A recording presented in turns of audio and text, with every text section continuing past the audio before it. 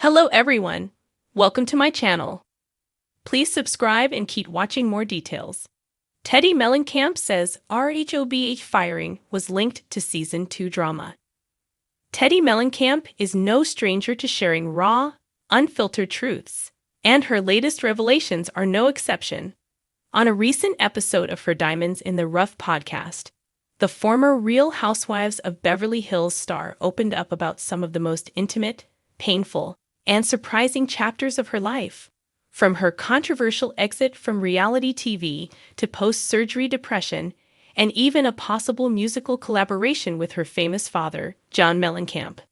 The 43-year-old, who appeared on RHOBH for 3 seasons, reflected on what may have led to her firing from the show.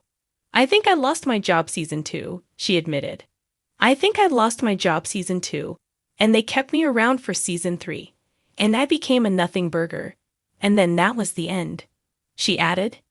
And you can do the math on what happened on Season 2 and figure that out, alluding to her role in the infamous Puppygate scandal involving Lisa Vanderpump and Dorit Kemsley, a controversy that ultimately contributed to Vanderpump's departure from the show.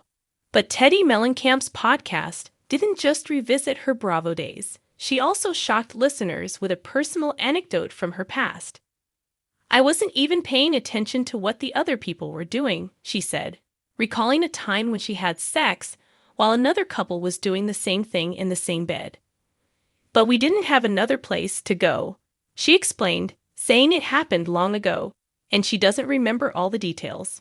Recently, Teddi Mellencamp has been grappling with far more serious challenges. After discovering multiple tumors in her brain earlier this year, she underwent surgery and spent several weeks in the hospital. The emotional aftermath took a toll. "I was brutally depressed," she confessed, describing the first 5 days after surgery. "I didn't want to see anyone. I felt broken." Still, she offered a powerful message of hope to others experiencing similar struggles. If you're feeling sad or you're feeling depressed, find something that you can go do that makes you feel alive. Your body knows it wants to be alive. Looking ahead, Teddi is exploring a completely new creative path, songwriting, and she might be getting some help from her rockstar father. "I just want to do something new," she said. "I don't want to get stagnant." She shared that she's talked to John Mellencamp about writing songs together and is considering taking singing lessons to start the journey. Let's get one thing straight. When you're a housewife, you're never really off the show. Even after they snatch that diamond out of your hand, your name still pops up in interviews, on podcasts, and across social media like an uninvited guest at one of Kyle's backyard soirees. So when people ask me, "Teddi, why did Bravo let you go after 3 seasons?" I've given the polite answers. It was time. The network wanted to go in a different direction. No hard feelings. All technically true, but not the full story.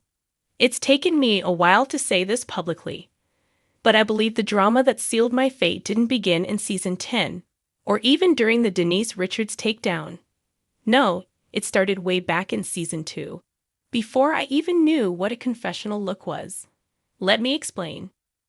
Back in the early days of the Real Housewives of Beverly Hills, the drama was lighter, glossier, less surgically enhanced, but it still had teeth. I was just a viewer then, one of the many women sitting on my couch with a glass of rosé in hand, marveling at the way Camille Grammer could throw shade with the flick of an eyelash.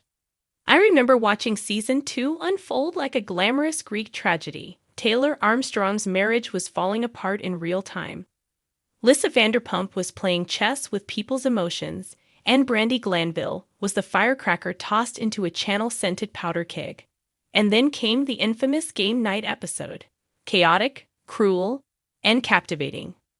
When I finally joined the show years later, I assumed the ghosts of that season had been buried. I was wrong. Flash forward to my own debut in Season 8. I came in with my own baggage, sure. I was the daughter of a rock legend, a mom of 3, and a straight-shooting accountability coach.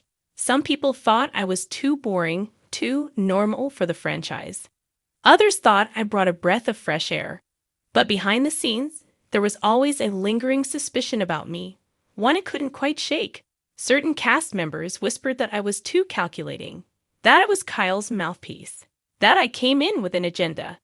And every time that criticism came up, it was always tied to some unspoken comparison. A memory, a moment from long ago, season 2. Let's just say, some drama never dies. When I got involved in the Denise situation, yes, I brought the tea about Brandy. I thought I was just doing what housewives do, stirring the pot, playing the game. But apparently, it rubbed people the wrong way. Viewers started saying I was mean, judgmental, and obsessed with being right. Sound familiar? That's because those were the exact words people used to describe the cast dynamic in season 2, when the show took a darker turn and Bravo got hit with real-world consequences, mental health concerns, public backlash, contracts quietly not renewed. One exec even told me, off the record of course, that they were wary of season 2 level toxicity, and they felt my arc in season 10 was edging into dangerous territory. Was I the scapegoat? Maybe. But in a show where perception is everything, you don't get to choose your narrative. Sometimes, the audience decides you're the villain, and there's no redemption arc waiting for you.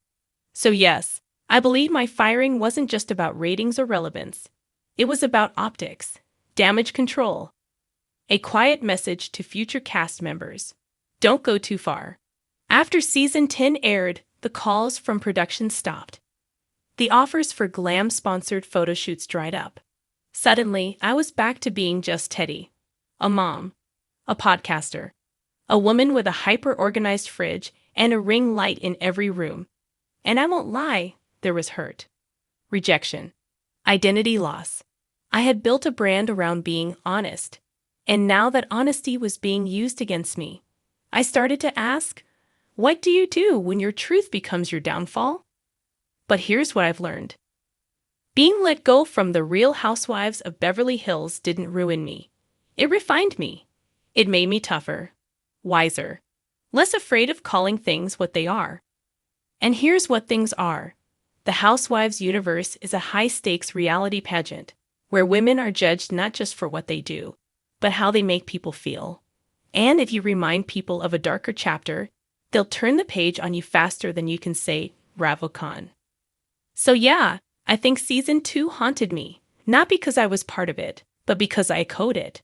Because I came in with strong opinions, deep loyalty, and a refusal to play dumb for the sake of being liked. If that's what got me fired, I can live with that. These days, I'm focused on new things. My podcast, 2 T's in a Pod, being a mom, and helping people live healthier lives without filters. The Housewives door might be closed for now, but I've got other doors. Bigger ones. Ones with better lighting and no fake storylines. And if Bravo ever calls again, I'll answer. But this time, I'll bring my own receipts. Author's note. Teddi Mellencamp continues to host her podcast and advocate for wellness and personal accountability. While her time on RHOBH ended after season 10, her legacy, love her or not, remains part of the Beverly Hills tapestry. Just don't ask her to play game night. Let me know if you'd like a more journalistic version, a podcast transcript-style version, or even a parody version.